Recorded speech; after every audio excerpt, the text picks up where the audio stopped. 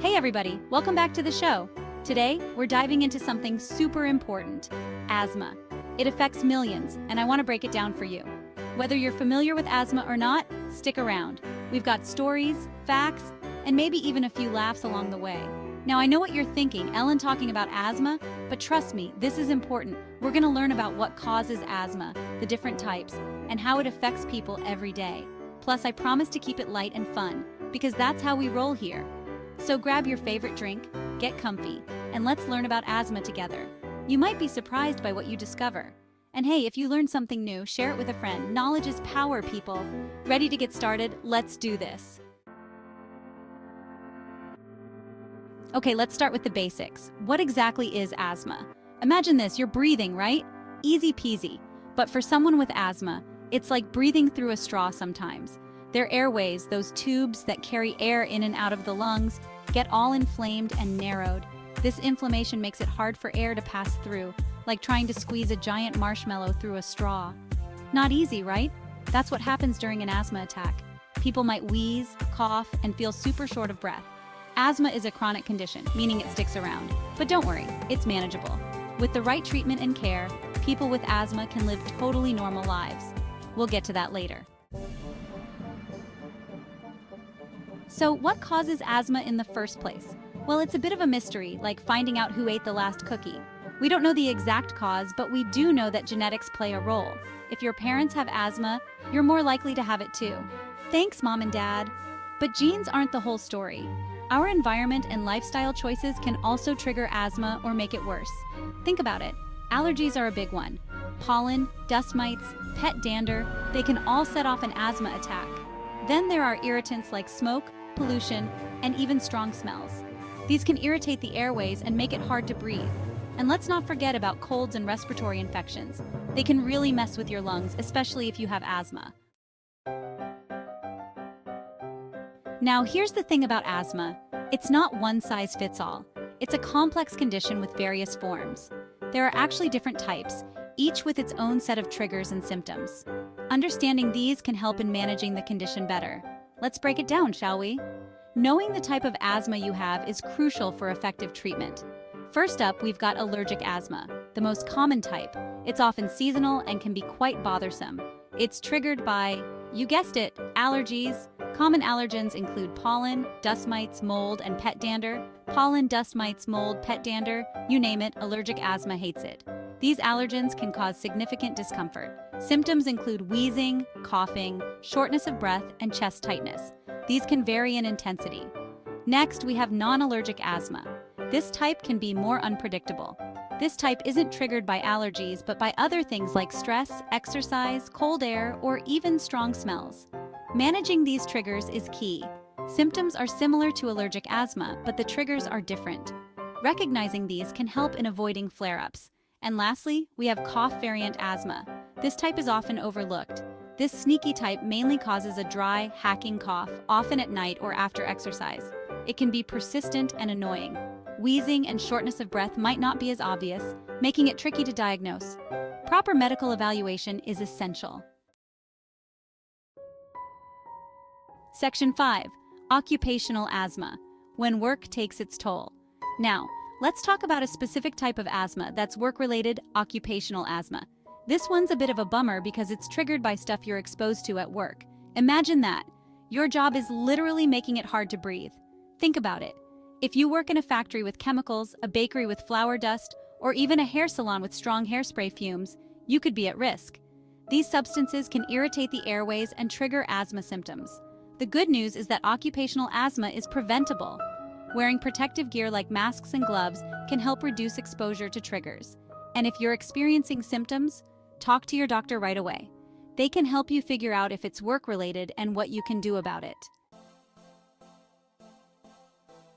Section 6. Exercise-Induced Asthma, a breathless workout. All right, let's talk about exercise-induced asthma. This one's a bit of a head-scratcher because exercise is supposed to be good for you, right? Well, for some people with asthma, it can trigger symptoms like coughing, wheezing, and shortness of breath. It's like this. When you exercise, you breathe faster and deeper, and that can irritate the airways, especially if they're already sensitive. Cold, dry air can also trigger exercise-induced asthma. which is why it's more common in the winter or when working out outdoors. But don't let that stop you from breaking a sweat. Exercise is still important for everyone, including people with asthma. The key is to find activities that work for you and to use your rescue inhaler before exercising if needed. Talk to your doctor about creating a safe and effective workout plan. Section 7. Childhood Asthma, a Parent's Guide. Now let's talk about childhood asthma. This one's close to my heart because it affects so many kids. In fact, it's one of the most common chronic diseases in children. Imagine being a kid and struggling to breathe. It's scary for them and heartbreaking for parents to see. Childhood asthma is often triggered by the same things as adult asthma: allergies, respiratory infections, irritants like smoke and pollution. The symptoms are similar too: wheezing, coughing, shortness of breath, and chest tightness. The good news is that with proper management, most kids with asthma can live normal, active lives. That means taking medication as prescribed, avoiding triggers, and working with your child's doctor to create an asthma action plan. Section 8. The numbers game: asthma statistics. Okay, let's talk numbers for a second. Asthma is more common than you might think. In the United States alone, over 25 million people have asthma, and it affects people of all ages, races, and ethnicities. Globally, asthma affects an estimated 339 million people. That's a lot of people struggling to breathe. And it's not just a minor inconvenience. Asthma can be serious. It accounts for 1.8 million emergency room visits and over 4,000 deaths each year. But here's the good news. Most asthma-related deaths are preventable with proper management and care. That means getting diagnosed early, taking medication as prescribed, avoiding triggers, and knowing what to do during an asthma attack. Section 9. Living with Asthma Real-Life Stories. In this section, we dive into the personal journeys of individuals who have learned to live with asthma and thrive despite the challenges. Now, I know statistics can feel a little impersonal. Numbers and charts don't always capture the human experience behind the data. So, let's hear from some real people living with asthma. Their stories bring the statistics to life and show the resilience of the human spirit. Remember me? I'm Sarah. I'm Sarah, a teacher who loves to hike, but my asthma used to hold me back. It was frustrating to feel limited by my own body. I get winded easily and have to cut my hikes short. It felt like I was missing out on the beauty of nature. But after working with my doctor, I found the right medication and learned how to manage my triggers. Now, I'm conquering mountains. Each step feels like a victory. And I'm David, a talented musician who plays the trumpet. Music is my passion, but asthma made it challenging. My asthma used to make it hard to hit those high notes. It was disheartening to struggle with something I loved so much, but I refused to let it stop me. I practiced diligently and found ways to manage my condition. I use my inhaler regularly and avoid triggers like dust and smoke. It's all about being proactive and staying prepared. Now I'm playing gigs and living my dream. Every performance is a testament to my perseverance. These are just a few examples of the millions of people around the world who are living full and active lives despite having asthma. Their determination is truly inspiring. Their stories are inspiring and show that asthma doesn't have to hold you back. With the right management and support, you can achieve your dreams and live life to the fullest. Section 10. Seeking help, diagnosis, and treatment. If you think you or someone you love might have asthma, the first step is to see a doctor. They can diagnose asthma and help you find the right treatment plan. Diagnosis usually involves a physical exam, medical history, and lung function tests. Treatment for asthma typically involves two types of medications: controllers and relievers. Controllers are long-term medications that help reduce inflammation and prevent symptoms. Relievers, on the other hand, are used for quick relief during an asthma attack. Your doctor will work with you to find the right medications and dosages for your specific needs. They'll also teach you how to use your inhaler properly and create an asthma action plan. Section 11. A final word and a call to action. That's our show for today. We hope you found it both informative and engaging. We've covered a lot, from the causes and symptoms of asthma to the different types and real-life stories of people living with this condition. It's important to understand these aspects to better manage and support those affected.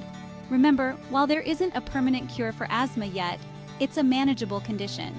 With the right medical advice and lifestyle adjustments, you can keep it under control. With the right treatment, care, and support, people with asthma can lead full and active lives. Regular exercise, a balanced diet, and avoiding triggers can make a significant difference. Now, I want to hear from you. Your stories and experiences are invaluable. Have you or someone you know been affected by asthma? What are your experiences? Sharing your journey can help others feel less alone and more empowered. Share your stories, thoughts, and questions in the comments below. Your input can spark meaningful conversations and provide support to others. Let's keep this conversation going. Together, we can build a supportive community. And don't forget to subscribe to my channel for more informative and entertaining content. Stay updated with the latest in health and wellness. Hit that like button and share this video with your friends and family. The more people we reach, the greater the impact we can make. Let's spread awareness about asthma and support those living with this condition. Thanks for watching, everybody. Your support means the world to us. Stay healthy and keep breathing easy. Remember, every breath counts.